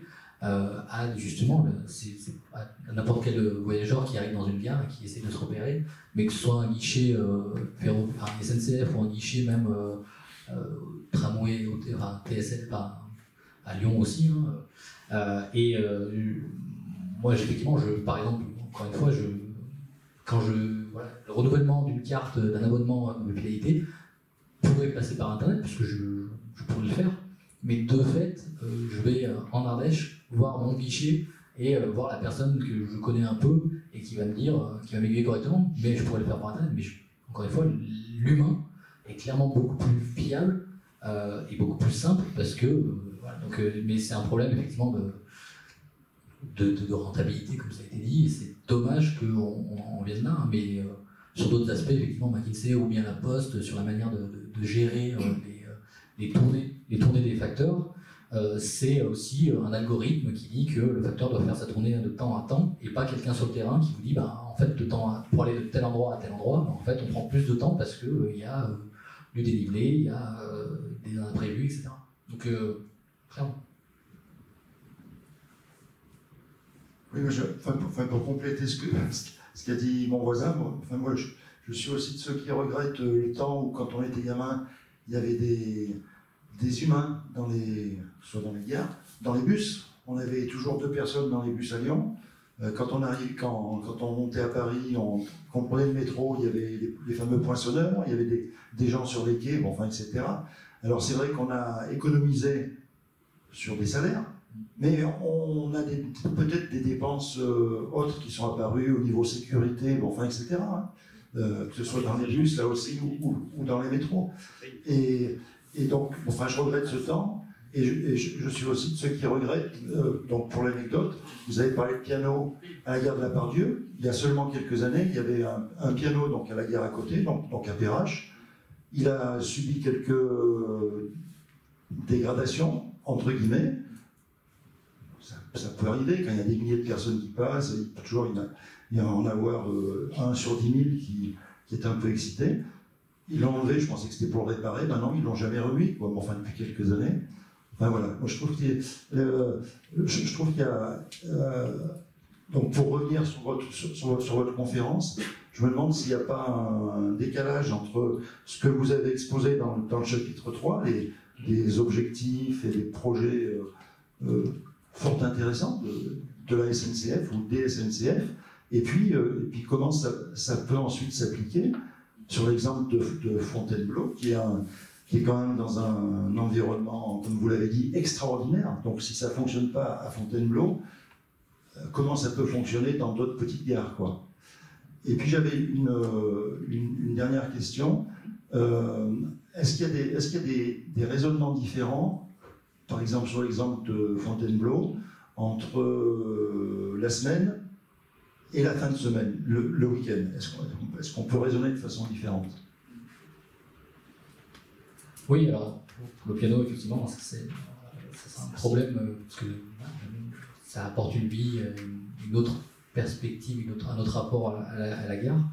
Pour le décalage, effectivement, entre les SNCF, ce qu'elles proposent actuellement, qui sont clairement des activités où elles tentent des choses, c'est un appel à projet, elle va chercher différents acteurs qui sont intéressés par ça. Après, elle mouille beaucoup pour arriver à la fin. Je pense qu'elle, dans mon souvenir, elle peut avoir une 50aine de projets, et à la fin, elle en garde une dizaine qu'elle juge viables, parce que l'expérience qu'elle a sur les différentes gares amène à dans mon souvenir, chaque année, ils mettent quelques vidéos, Gare et Connexion, mais quelques vidéos sur YouTube de ce qu'ils ont fait comme promotion, qu'ils ont trouvé comme activité, qui pourront être installées dans différentes gares. Bon, il y en a qui proposent des stands de hot dog. Est-ce que c'est viable?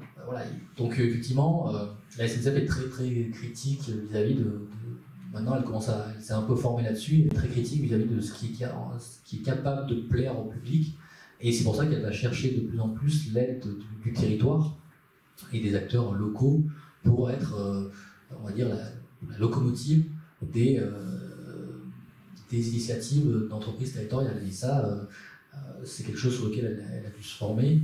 Et l'échec de Fontainebleau montre, et elle en est consciente, la SNCF, mais comme les élus, qu'ils n'étaient pas. Le projet n'était pas viable quand il est arrivé, et les élus et les SNCF n'étaient pas dans ce projet-là dès le début, malheureusement. Maintenant, ce qu'ils disent, c'est qu'effectivement, après l'avoir fait, ils l'auraient fait ailleurs, sur une autre gare, pas sur cette gare-là, et ils auraient trouvé peut-être d'autres choses, parce que maintenant, ils essayent d'être un peu plus forts, et donc de recenser les différentes gares, les différents bâtiments, les différents fonciers, les mètres carrés qu'ils ont, pour pouvoir savoir un peu plus, parce que la SNCF a longtemps ignoré tout ce qu'elle avait, et il n'y avait pas de données sur qu'est-ce que les SNCF ont, où est-ce qu'on en est, les verrières, les entrepôts, qu'est-ce qu'on en fait, combien on a de mètres carrés, etc. Donc tout ça, ça demande les SNCF commencent à devenir expertes de leur territoire. Et le raisonnement pour Fontainebleau entre la fin de la semaine et la semaine, effectivement, ça a été fait par les enquêteurs scientifiques des laboratoires qui sont venus à la fois en semaine pour compter le nombre de flux et poser des questions, et la fin de semaine aussi, où effectivement les publics étaient différents. Et évidemment, en semaine, on est sur des flux pendulaires qui vont, pour beaucoup, pour les 3/4, qui vont à Paris travailler et qui reviennent le soir. On a quelques flux qui viennent du sud de la Seine-et-Marne, de Montargis, qui vont travailler à Fontainebleau, puisqu'il y a quand même des activités à Fontainebleau. Il y a l'école des mines, il y a le château, il y a la forêt, il y a l'Office national des forêts, il y a quelques grandes écoles. Ouais. Il y a une UT, voilà, effectivement. Il y a une partie de l'Université Paris 7 aussi, je crois, qui est une antenne. Donc il y a des choses à Fontainebleau qui sont un peu méconnues, voilà, culturellement parlant. Et la fin de la semaine, effectivement, alors ce qui a été fait par exemple pour la fin de la semaine, et c'est le cas, c'est un peu la légende en Seine-et-Marne et à Fontainebleau, c'est ce train qui est, je crois, entre 9h et 10h, qui s'arrête en plein milieu de la forêt et qui vous fait descendre un peu à la Harry Potter en pleine forêt. Et ça, c'est quelque chose que la SNCF ne met pas en avant, puisque c'est pas sécuritaire, mais qu'elle continue à faire pour les voyageurs qui connaissent l'horaire. Donc c'est un secret de Polichinelle où je crois que c'est à 9h depuis la gare de Lyon. On arrive à 10h, un peu avant 10h dans la forêt de Fontainebleau et on s'arrête. Et ça, c'est un peu mis en avant sur les sites internet, pas par la SNCF, puisque c'est pas sécuritaire, mais c'est une ambition de persévérer quand même dans il y a une approche du territoire et une volonté de ne pas s'arrêter en gare de Bois-le-Roi, qui est au-dessus en pleine forêt, mais qui traduit un peu cette volonté d'encourager les Parisiens à venir le week-end en particulier. Mais sur les flux, on est clairement sur le jour et la nuit, entre la semaine et le week-end. La SNCF en est consciente. Les études qui ont été faites sur les flux à Fontainebleau et à Avon le mettent clairement en évidence. Mais voilà, c'est pour ça qu'elle s'allie avec ces startups qui promeuvent vous connaissez Fontainebleau, là, pour certains, l'escalade à Fontainebleau, les sentiers de randonnée, et puis tout ce qui est l'école de Barbizon, ce qui a amené le développement de l'art, les peintres de Barbizon notamment, sur la défense de la nature. C'est particulièrement là que c'est Fontainebleau qui a lancé la défense de la nature en France. Et donc là-dessus, les SNCF valorisent ces startups qui mettent en avant le caractère de la forêt de Fontainebleau. Mais un des problèmes que je n'ai pas évoqué, mais qui est à double tranchant, et là c'est l'Office national de la forêt qui m'en a parlé, c'est que ces activités-là de promotion de la forêt sont ambivalentes ou paradoxales pour l'Office national de la forêt. C'est-à-dire que plus il y a de monde, plus ça coûte cher à l'Office national de la forêt d'entretenir la forêt. Et donc c'est à double tranchant pour elle, pour l'Office national, d'avoir un plus grand nombre de Parisiens ou de voyageurs, de touristes qui viennent dans la forêt parce qu'il faut l'entretenir, etc. Alors que le château, par contre, lui, veut, moi j'ai interrogé le responsable responsable communication du château veut être sur une croissance plus 2, plus 4, plus 6%, plus 8%, etc. chaque année. Et il voudrait même, là il a changé de poste, mais il voulait éventuellement avoir dès la gare un stationnement pour des charrettes avec des chevaux, et depuis la gare, emmener ces touristes par des petites rues qui au final en moins de 5 minutes, en moins de 5 minutes en charrette, on est dans le parc du château. Et donc pareil, voilà. Donc c'est cette ambition-là d'être sur la continuité du château et le lien avec la gare comme port d'entrée du territoire. Le château était clairement preneur et il s'est battu pour avoir cette signalétique qui annonce le château à 5 minutes, voilà par où passer, et éventuellement à terme y installer des charrettes avec des chevaux pour pouvoir amener ces touristes étrangers, chinois, ce que vous voulez, au château. C'est Megève ? Oui, pareil. Megève, pareil. Est-ce qu'il y a d'autres questions? Il faut qu'il s'éteint. C'est bon. Ouais, il marche aussi. Une petite question. Alors moi, j'étais pas là à la présentation sur Ferrache, donc c'est sûrement un sujet déjà abordé. mais ça m'intéresse. Quand vous parlez de faire revivre en quelque sorte ces gares, vivre ou revivre, et justement on parlait ici des guichets, par exemple ici ils sont fermés le week-end, ou ce genre d'anomalie. Enfin, c'est à mon avis le dernier pas avant leur suppression complète, logiquement. Est-ce qu'il y a des projets de revitalisation de cette gare, à votre connaissance? De Perrache. De Perrache et du centre d'échange en général qui vit dans son jus depuis les années 60. Alors moi j'ai pas connaissance de ça. Nous, au moins du moins à l'antenne Rail Histoire Sud-Est, il y a pour ambition de faire des visites guidées et donc voilà, de développer le lien entre la gare de Perrache et le poste d'aiguillage qui est de l'autre côté du Rhône. Côté Saône. Côté Saône, pardon. Il y en a un côté Rhône aussi. Il y en a un côté Rhône. Côté Saône, et donc de mieux valoriser effectivement toute voilà, les terrasses, etc. Mais sur le plan de l'aménagement, il y a des projets. On en a parlé, on a fait une conférence. Elle est en ligne, je crois. Voilà, il y a la conférence est en ligne, il y a des publications, il y a une exposition qui est Réouvrons Perrache, enfin l'exposition, avec une stratégie de changer un petit peu le niveau des circulations, d'ouvrir, comme ça a été fait avec la voûte en fait, la voûte ouest qui est ouverte. Donc il y a des projets de réaménagement, bien sûr, de la gare et du centre d'échange de Perrache. Mais en termes de... Justement, il y a, je pense, peut-être pas assez... Dans le centre d'échange, il y a des commerces, par exemple l'étage, et ils se posent le même problème qu'à Fontainebleau, il n'y a certainement pas assez de flux pour qu'ils soient viables. Eh ben, je ne sais pas effectivement sur Perrache ce qui est assez de flux ou pas pour que ces commerces persistent. Sur Perrache, ça n'a pas trop marché, ça fait déjà longtemps.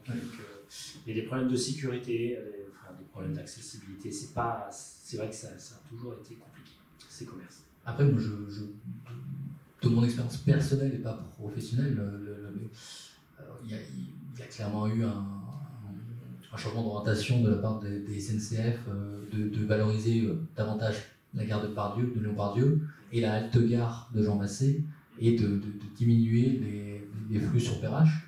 Avant, moi, je prenais tous mes trains effectivement depuis Perrache. Là, maintenant, ils sont quasiment tous depuis Pardieu pour aller à Valence et au sud. Donc, effectivement, je pense que les enseignes commerciales doivent avoir de plus en plus de difficultés à pouvoir être rentables et avoir une activité efficace. Oui, j'aimerais revenir sur un point que vous avez dit pour le réaménagement des locaux de la SNCF dans les gares. Vous dites que, par exemple, créer des commerces, style marchand de vêtements, nourriture, n'importe quoi. Il y a le fait premier d'une gare qu'il ne faut pas oublier, c'est que vous avez des voyageurs. Ils ne sont là qu'en transit pour aller d'un point à un autre. Alors, vous voulez, alors je dis pour vous, hein, je dis dans ce que vous expliquez, vous voulez, on va dire, les sédentariser par des activités sportives, centres de sport, les choses comme ça. Or, les gens, pour moi, j'ai souvent été à Paris, gare de Lyon, pour aller à Clichy ou à d'autres endroits où étaient mes sociétés. On n'a qu'une chose, c'est sortir de la gare, s'en évader. D'accord? Alors, c'est pas, pour moi, en faisant des activités style, comment dire, sorte de sport, qu'on va, disons, redynamiser la gare. Les gens, quand ils sont dans une gare, vous regardez bien à Paris, la première chose qu'ils ont, c'est d'en sortir. D'accord?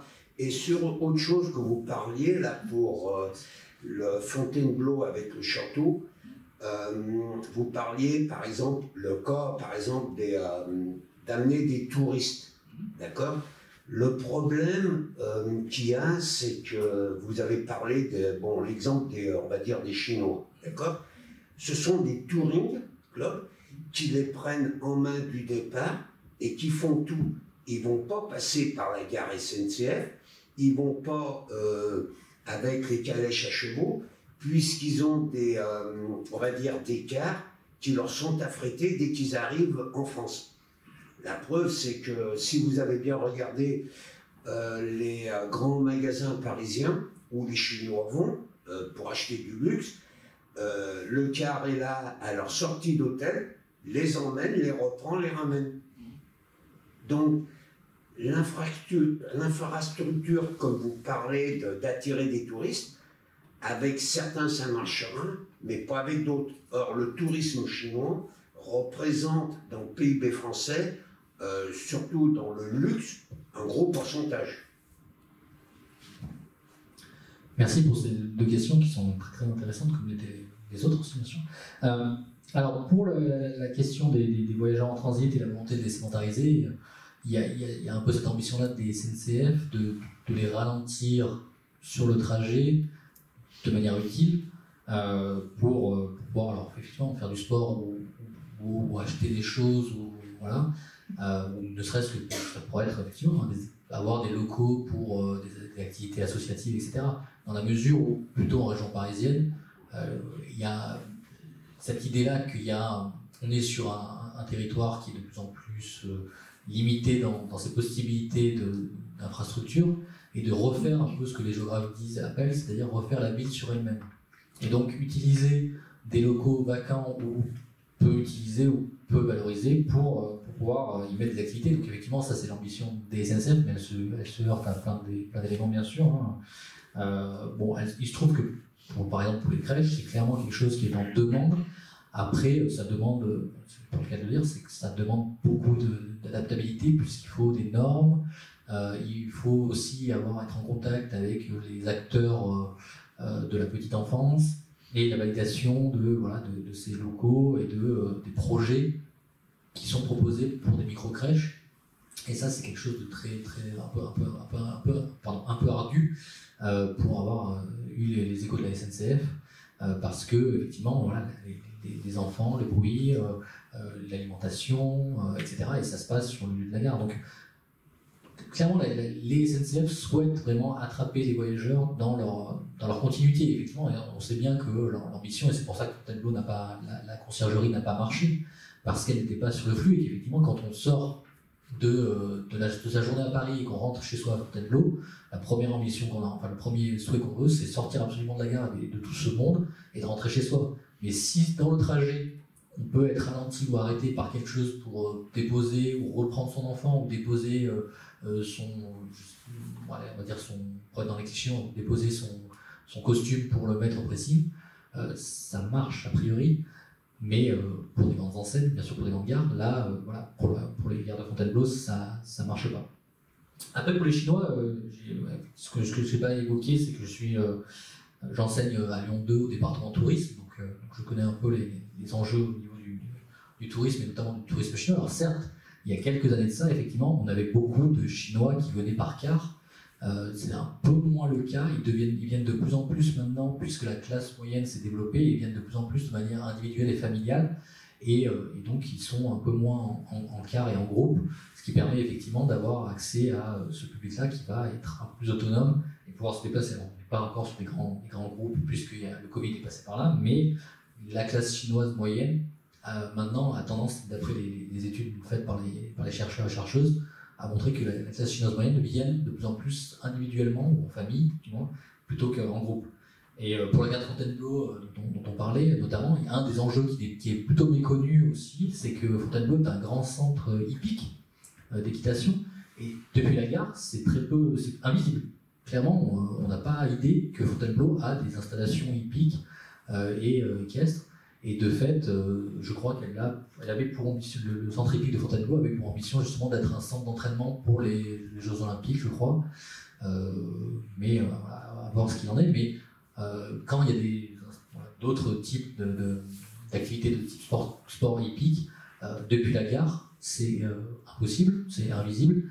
Et ce qui fait que moi, les responsables du centre équestre m'ont dit, en fait, les gens viennent en voiture, tout simplement, même si, bien sûr, ceux qui ont leurs chevaux viennent en voiture, évidemment, mais ceux qui veulent être intéressés par ça viennent en voiture parce que depuis la gare, on ne sait pas où aller et on ne sait pas comment se rendre au centre hippique. Donc voilà, ces enjeux de visibilité depuis la gare Et on le voit avec la gare de la Part-Dieu qui est en train de se transformer, en cherchant à avoir plus de visibilité, puisqu'on casse des bâtiments pour ouvrir le parvis, et on va vous orienter avec les différents flux, notamment le métro qui va arriver très proche, un peu plus proche encore de la gare, de manière à pouvoir mieux accéder à... Si la ligne E est faite... Oui, la ligne B aussi. La B, elle est sous le centre commercial, hein, la oui. Faite pour la gare. Oui, mais c'est le problème de l'échelonnement dans le temps des aménagements. Oui. Bon. Mais un des enjeux, Sébastien est plus expert que moi sur la gare, c'est un des problèmes que je n'ai pas évoqué, mais Sébastien me reprendra, c'est qu'en fait les aménagements qui sont faits actuellement sont faits sur le quartier de la gare et très peu sur les voies en elles-mêmes. Et donc, Sébastien va m'aider, mais aménager mieux les abords de la gare pour une approche multimodale, etc., va particulièrement mettre en difficulté le flux de voyageurs et accentuer, et de fait, il va peut-être un besoin davantage de disperser les flux sur les haltes-gares, la halte-gare de Jean Massé, etc., plutôt que d'avoir ce quartier de Lyon-Part-Dieu qui devient massif et problématique. Oui, effectivement, sur le métro, l'idée c'est un peu d'améliorer la signalisation. Le métro, on ne va pas le bouger, effectivement. Oui, mais il restera toujours où il est, hein, du coup, mais c'est pour en fait faciliter un petit peu la connexion entre le métro existant et la gare. Et moi, ce que j'allais poser effectivement comme remarque, tu l'as évoqué, Étienne, c'est finalement quand on voit la Part-Dieu, le quartier se transformer, la rénovation gigantesque pour les gens, j'imagine, parce que c'est 5-6 ans de travaux énormes pour les habitants du quartier. Moi, j'habitais juste derrière l'avenue Pompidou. Vous avez une avenue qui est fermée pendant 5 ans. C'est énorme comme échelle. Et en fait, on se rend compte qu'on fait des commerces, on fait des aménagements, on repense un petit peu les connexions, mais en transport pur, on fait quand même pas grand-chose parce qu'on a juste une voie en plus et on ne prévoit pas grand-chose en termes de projets souterrains. On ne résout pas du tout le ferroviaire, hein. C'est très compliqué. Et je ne sais pas si les gens perçoivent justement ce décalage entre le gigantisme de ces travaux et finalement ce qu'il faudrait faire pour améliorer le nœud ferroviaire lyonnais, mais à une échelle de 20 ou 30 ans. Il va falloir presque recommencer. Et effectivement, une des données historiques que l'on voit, comme les chercheurs, c'est que plus il y a d'infrastructures, plus il y a de monde qui l'utilise. Et donc, le réaménagement du quartier va amener plus de monde. Et donc, la question de est-ce que les trains vont partir et arriver à l'heure, etc., va être mise en tension dans les années à venir, clairement. Oui, peut-être une dernière question, parce que on va bientôt nous mettre dehors.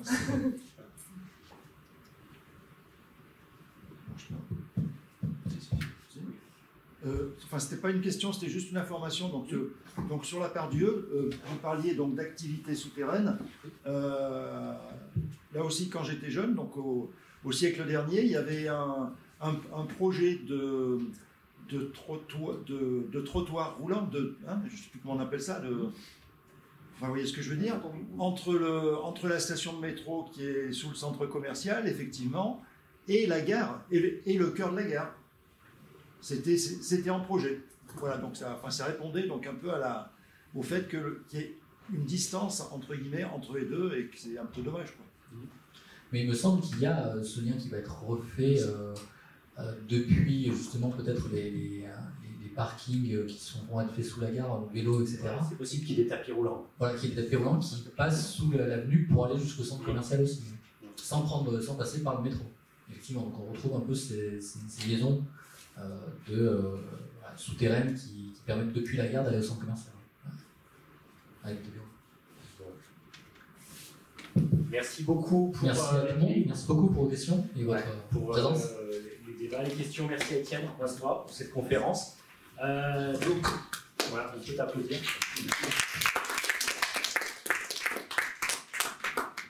Alors, n'oubliez pas, vous pouvez adhérer à l'association. C'est gratuit pour les étudiants. Il y a encore des bulletins. Et puis, donc n'hésitez pas à suivre toutes les activités de l'association, les différentes manifestations, les conférences. On relancera un cycle de conférences plutôt sur le second semestre avec où on va parler justement de nœuds ferroviaires et d'autres enjeux, d'autres questions. Donc voilà, les conférences seront en ligne sur le site de Rail et Histoire très prochainement et vous pouvez voir les précédentes conférences. Donc, merci pour votre participation et bonne soirée à tous. Merci, bonne soirée.